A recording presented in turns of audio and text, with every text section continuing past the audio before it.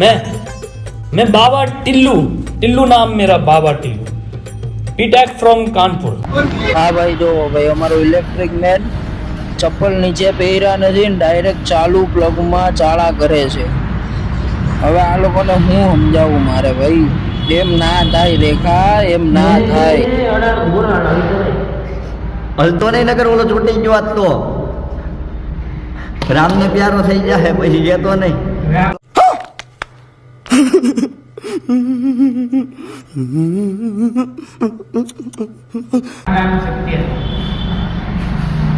કાલે પાછો પેપરમાં આવશે એ તો અલગ।